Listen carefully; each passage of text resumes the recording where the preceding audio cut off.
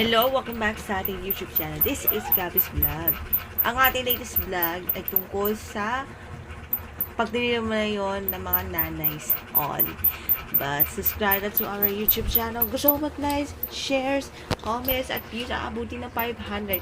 Support natin sa ating social media ka. Ang ating latest vlog for today, 333, episode 333, and titled Mother's Day 2025. Here's your vlog!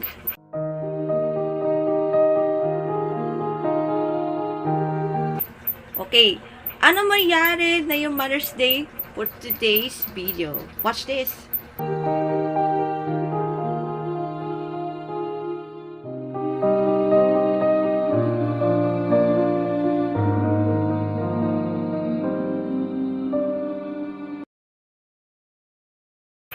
Okay, eto na.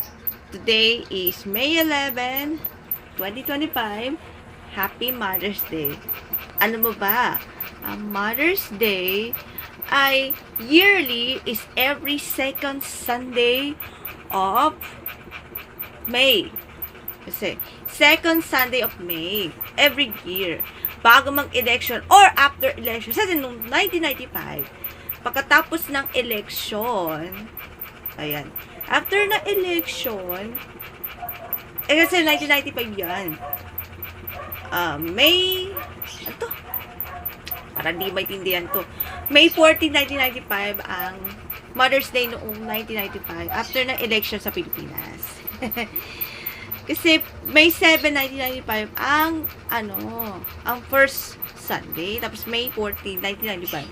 Yan ay second Sunday. This year ay May 11, 2025. Before the much-awaited election tomorrow. Happy Mother's Day sa lahat. Okay. Ang pagdiriwang para sa lahat ay malalagaan at kabutihan for all.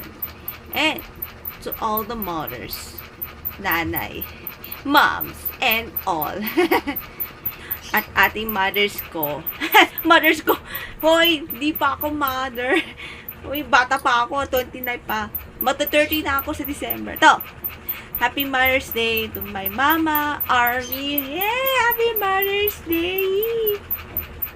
Gusto pumunta ng mga ganyan-ganyan events, punta ng mga beaches, mga field trips, and nagagawa ng ng arts and crafts, yung sulat para sa assignment, kahit nasa school dati, at meron din trabaho, may asikaso, at syempre, alagaan pag natulog na iyakap. Yun. Huggable. Na Happy Mother's Day. And hopefully, this year, they will be better and the bigger. Still, my mom. Then yung Mother's Day 2025. Mama Armin. Happy Mother's Day! And all. Ayan. Happy Mother's Day sa lahat ng mga nanay sa buong mundo.